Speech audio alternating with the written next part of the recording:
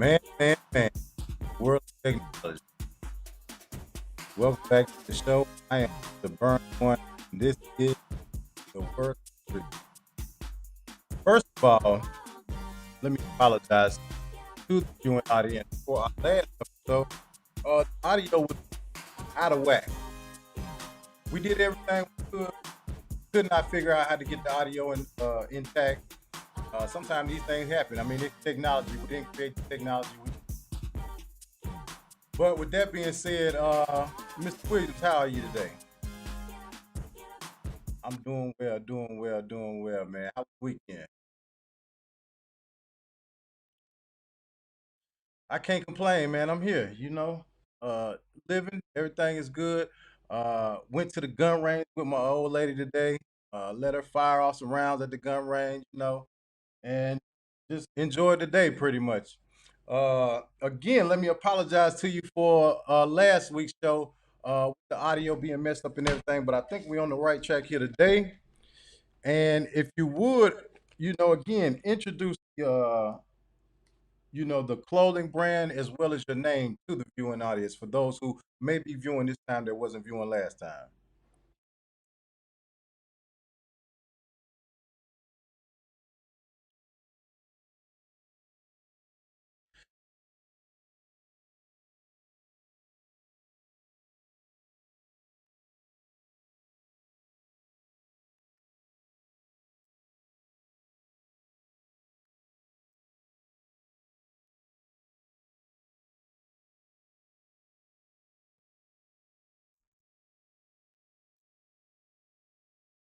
So, well, how did you get into the I don't want to say the t-shirt business because as we can see just from the background, your operation is a lot more than just t-shirts. So how did you get into what I would call the fashion?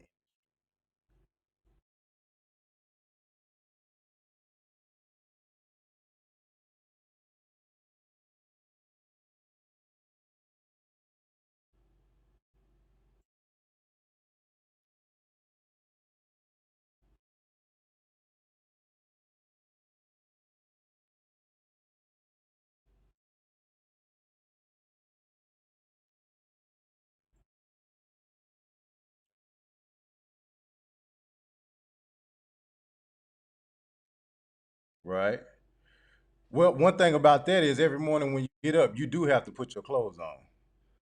So that's I don't know if you thought about that when you came up with a transition from the streets to that, but that's a given every day. You have to put your clothes on. Um,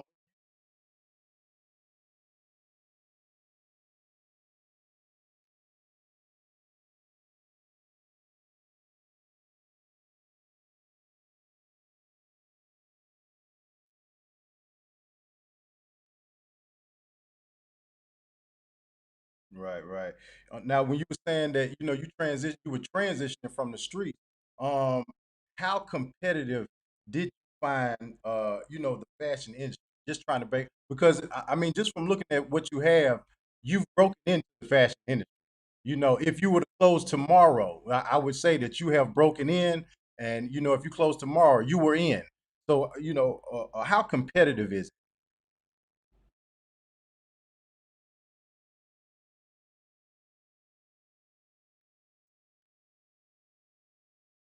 Let's talk about it.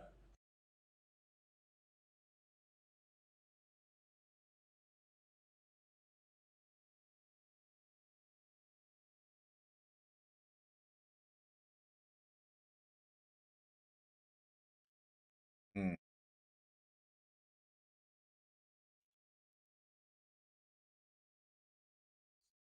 So, other brands kind of like they support base.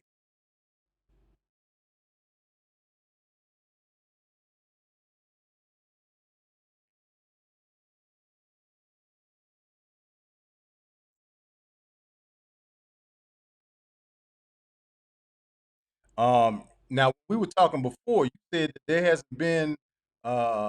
hasn't been a clothing company that has been able to open and last that long.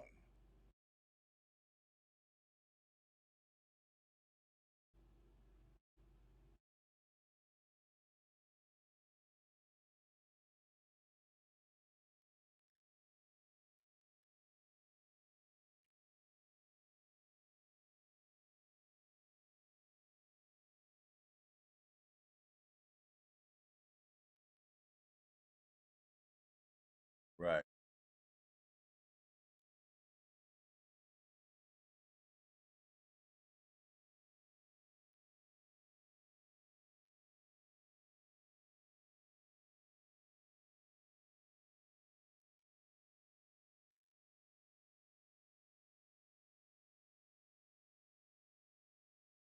Hmm.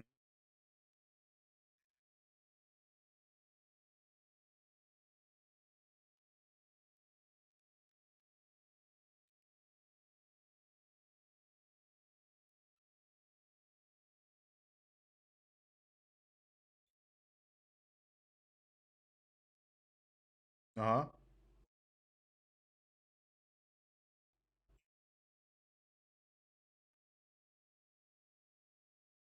The ideal person or the ideal sex?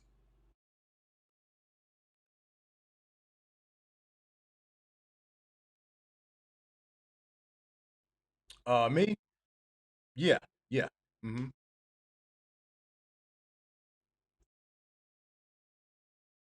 It's gonna have to be me.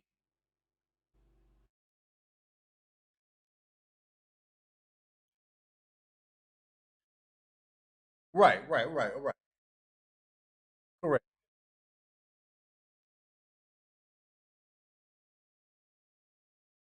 Right.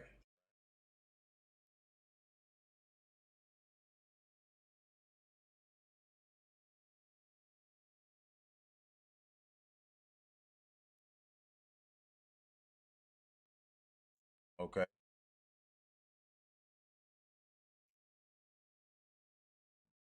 The smaller people will follow.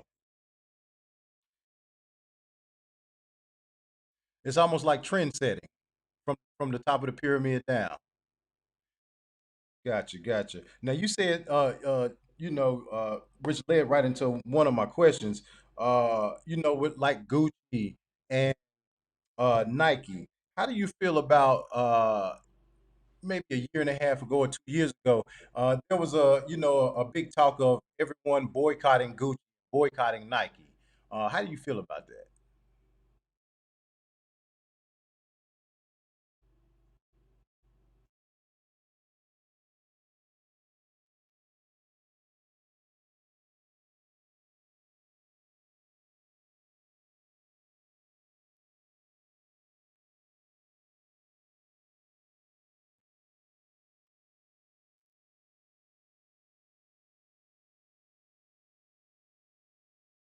Right, right.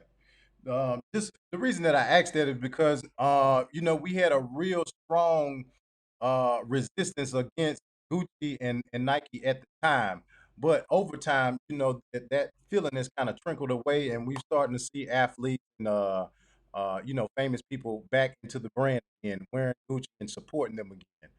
Um, I'm sorry, go ahead.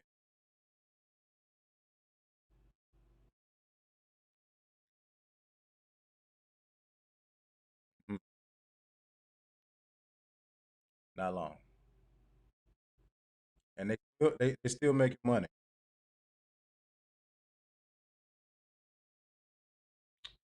Uh, how much of like just as far as fashion, um, it used to be when Jay Z and Dame Dash and Sean, Combs and all them, when they had their brands out, they were kind of controlling hip hop. Do you feel that now those big names like Gucci and Fendi and all of those, do you think they have more of a control over hip hop now?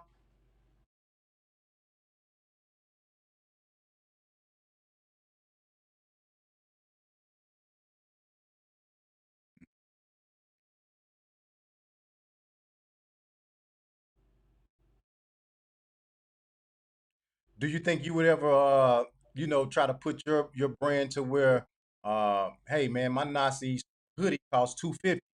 My Nazi jogging pants may cost 400.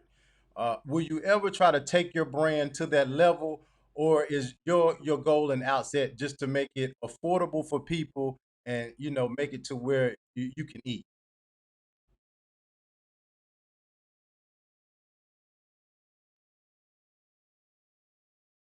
Hmm.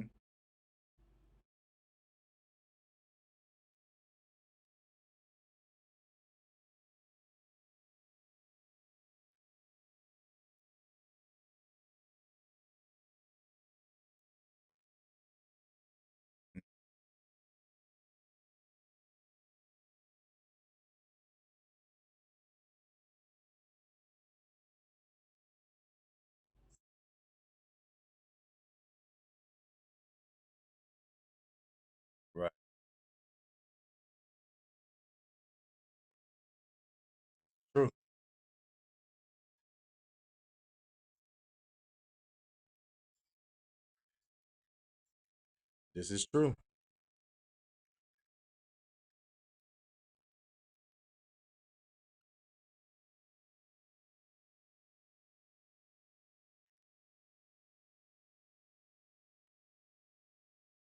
Right, right. That's and people will do it.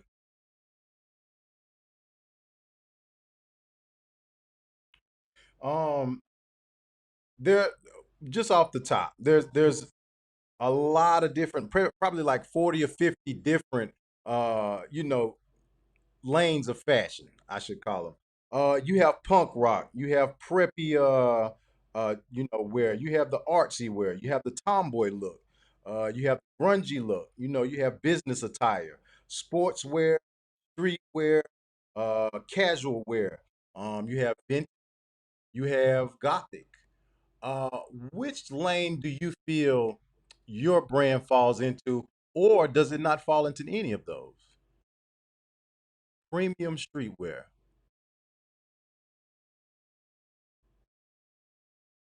Mm-hmm.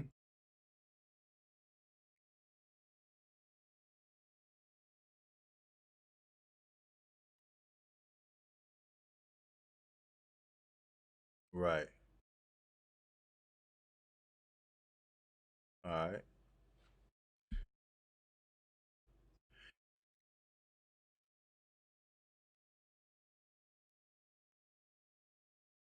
Mm-hmm. Zipper. Yeah. Yeah. Mm-hmm. Yes. The brown one. Grab the brown one. Yeah, I like that brown. White Castles. We probably do, but I'm not a very avid shopper like that. You know, I might buy something and I might have it for long. Again, I don't. My old lady.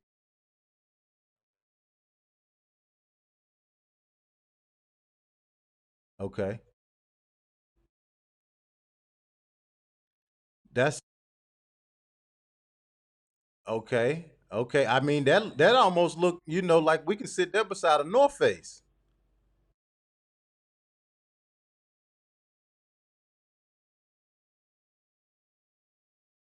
Okay.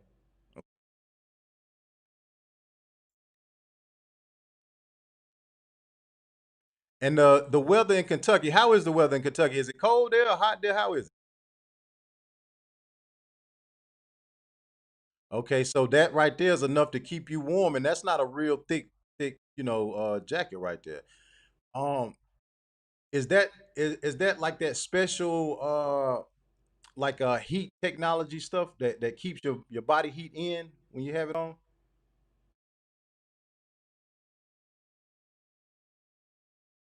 Yeah, I like that material because it has that are those rainproof, waterproof? Okay, yeah, I like those. Those are pretty nice right there. Let's see. Give us a little bit of background. I know we were talking before about you know when you gave us the reason that you said, hey man, this is the last straw for me with the street thing. I got to get up out of here. It's not, you know, it's not working for me anymore.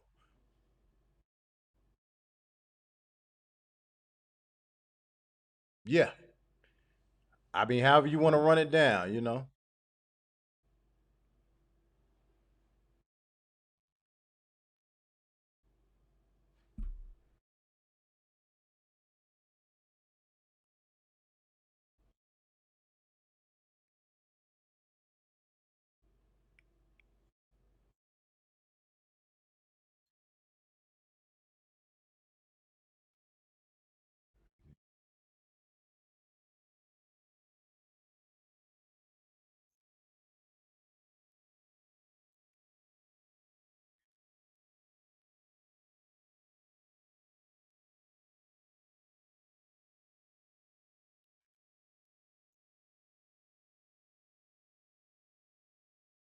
Right.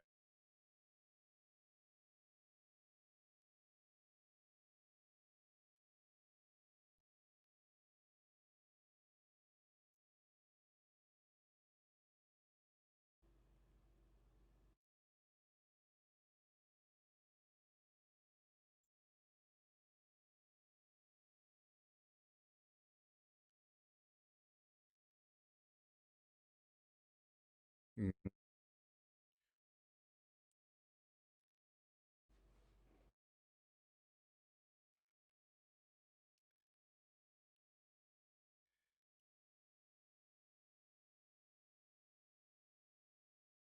Right.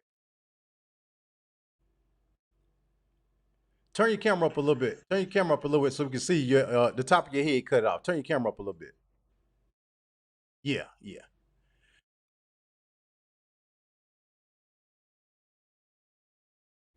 So let me ask you this: what is it about prison, right, that causes a lot of brothers to, I guess, go into a panic survival successful mode? I know that you have different levels of success, but a lot of times with with brothers, it takes them getting locked up and something about that criminal system or that that penal system causes something to change and when you're out on the streets again looking at life in a different manner, you understand now it's time for me to turn it up. What is it about prison that causes that, you think?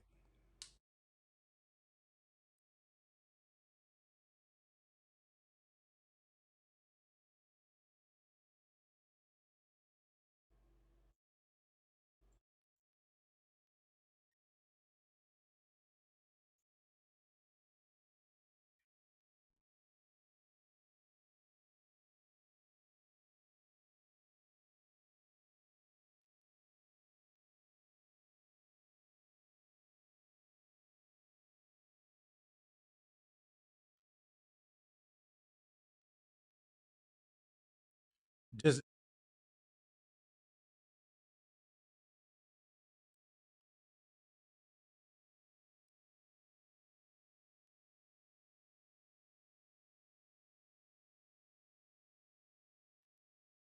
right. Okay. Yeah, that just something that seems to catch my attention a lot. A lot of brothers are when they go to prison, when they come home, they see the value in themselves a lot more. They're willing to step out on a limb where before they may not have been willing to say, I'm going to start something for myself and make it work, and that's all I can stand on, rather than going to look for a job somewhere. You know what I mean? Uh, the fashion industry, it says here's a $2.5 trillion industry global. Just the fact that you're able to break into that industry, uh, I have to tip my hat to you because this industry is not just like you say, printing stuff on a T-shirt and just selling it. I mean, you can do that, but that'll only take you so far before you have to have some type of marketing skill or some type of way of connecting to the people to keep you afloat. Where's your strong point in that?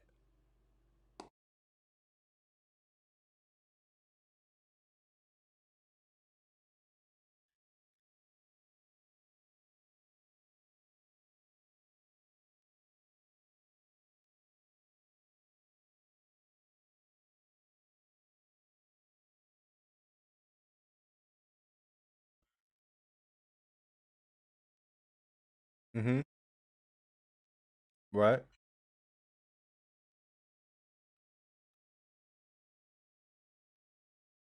Mm-hmm.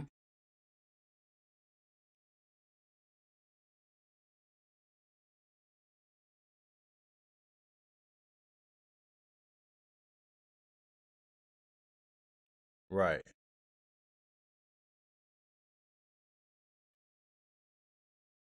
So it's more like a repetitive marketing. Okay, I can dig it. Uh, I want to run down just a few names here that I didn't know. Chip Wilson, 6.1 billion off of fashion. Chip Wilson, it looks like he is. Excuse me if I get this wrong, family out there. It's Luliman is his brand. Ding Saj, 6.19 billion. He is. uh, included in the brand of Anta and Fila. Didn't know that. So Fila looks like it's owned by maybe an Asian brand. Giorgio Armani, 6.27 billion.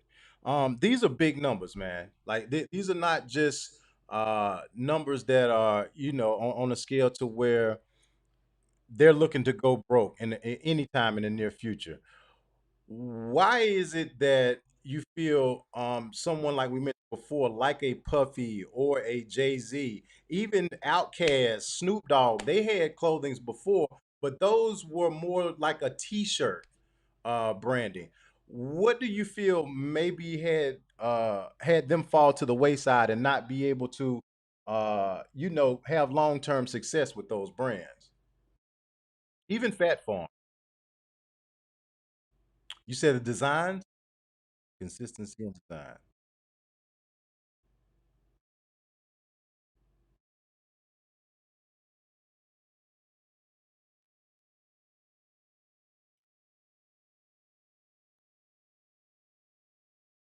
Mm. And Rockaware as well.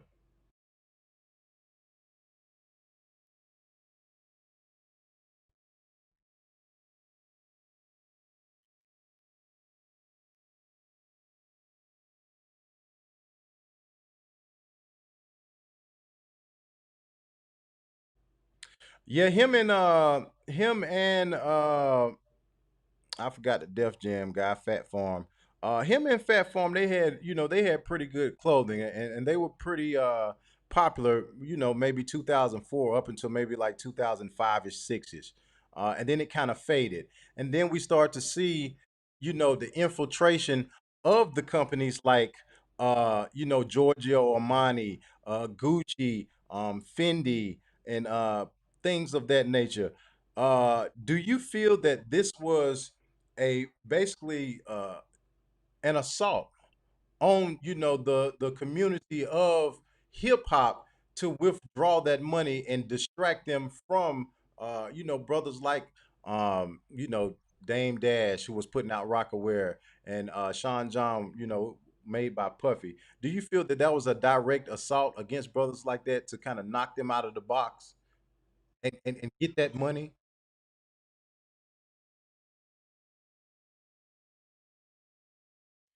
What do you think caused the hip hop industry, or just black people in general, to say, hey, we're not going to put the value in a Jay-Z and a Rockaware anymore. We're going to, put our value in uh Prada, Dior.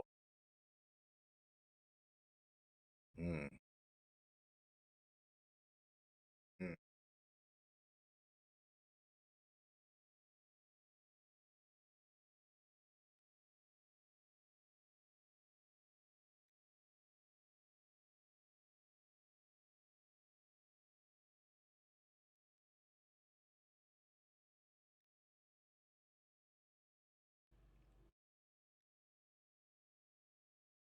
how so?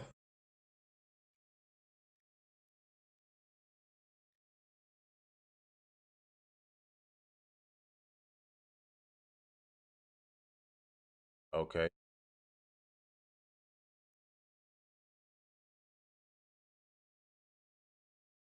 Hmm.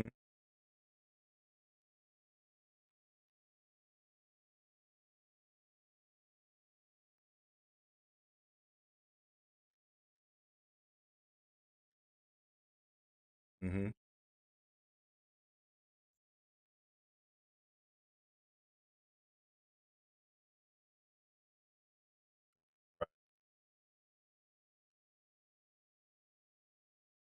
Right. I can definitely see the vision there, because just the logo and everything, that doesn't necessarily say black community. It almost is like that Monster drink. You know what I mean? It doesn't necessarily have a directional culture that it's targeting. And I can see a Floyd Mayweather jogging in this jogging suit that you have here. I can see a Mike Tyson or or LeBron James in practice, or taking the shirt off before a game, you know what I mean? And people being drawn just to the letters and not saying, okay, that's that, that's those black people clothes. We not really.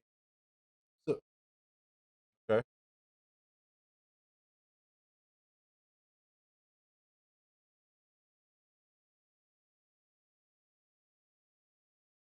Hmm. Yes. That's going to be a donkey. When I see a donkey, I think of an ass.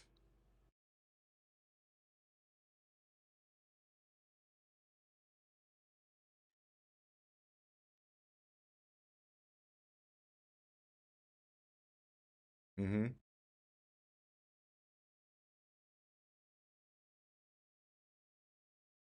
Yes.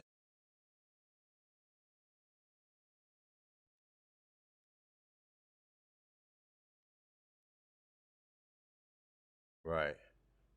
The other logo that you have, the one with the glasses. I like that one too. The frontal view. Yeah, let them see that one.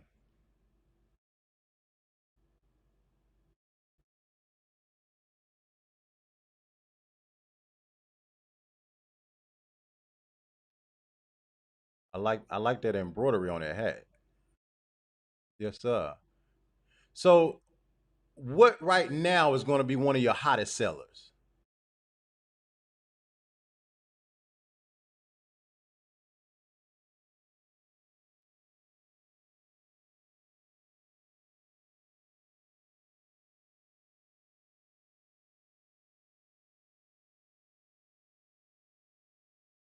Wow. So I mean, you're not struggling to do numbers. So from this point, just being able to move clothing at that rate, what's the long shot? For from here, where's Nasi going from here?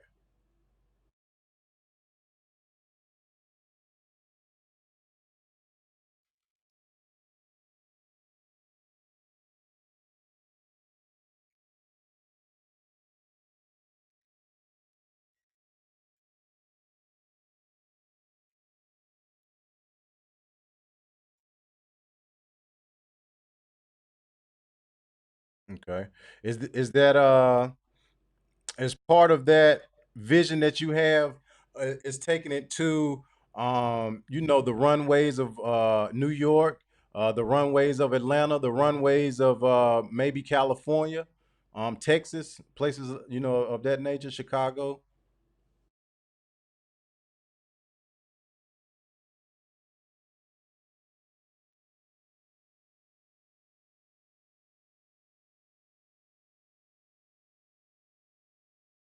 Okay.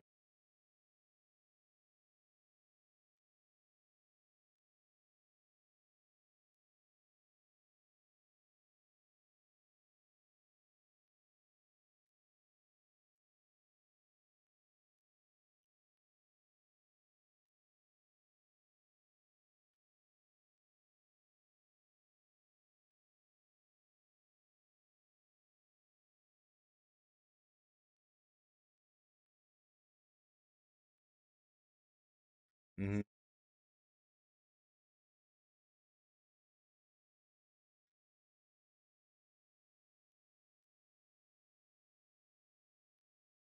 Mm-hmm.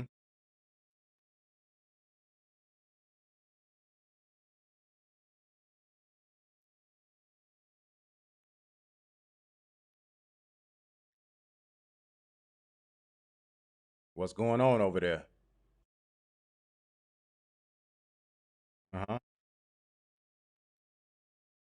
Okay, so I hope that if you're out there and you're in the music industry, or I'm not, excuse me, music industry, the clothing industry, or you're thinking about trying to break into the clothing industry, I feel like, me personally, those were jewels you just dropped right there onto breaking yourself out of your living room, printing T-shirts in your kitchen.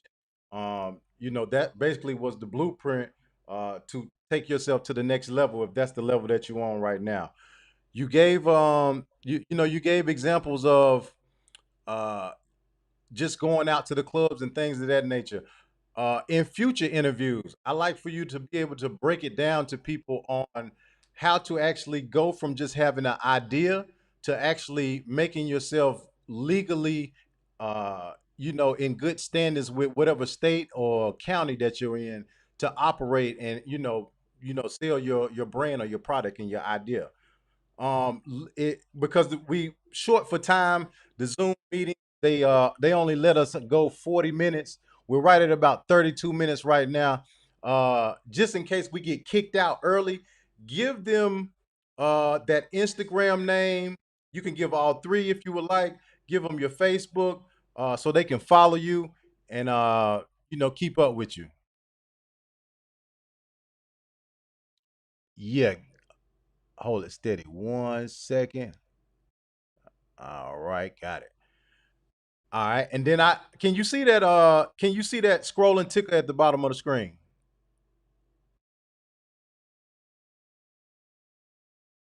Okay. So I have your it's www.naziclothingstore.com. If you're out there, family, and you're interested in the clothing, go out and support the man. I think I'm gonna be picking up that brown jacket I see in the back. I'm gonna hit the website and see if I can get some items from you. Anything you want to leave the people with?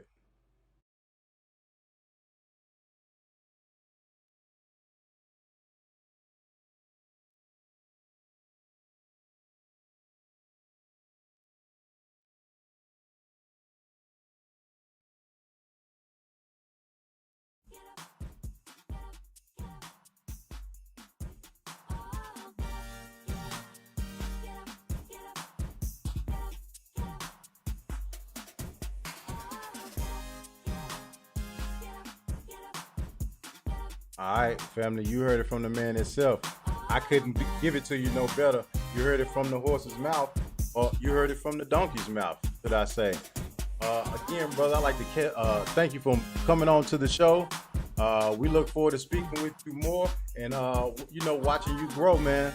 Uh, Till we meet again, until we talk again, be safe, take care of the fam, and much success.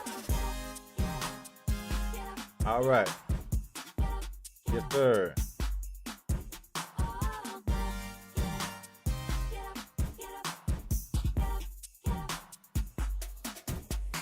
All right, family. That was Brother Nasi. Like we said before, this is not just something that we're doing, just to look good on a computer for you guys. We're trying to give you guys inspiration to go out and do something for yourself. Take that next step. Because if you're able to find your way from up under the foot of someone who pays you and learn how to pay yourself, I can guarantee you will love the success that it brings. As always, I'm Mr. Burn. When y'all don't lighten up, tighten up. And I'll see you on the next one.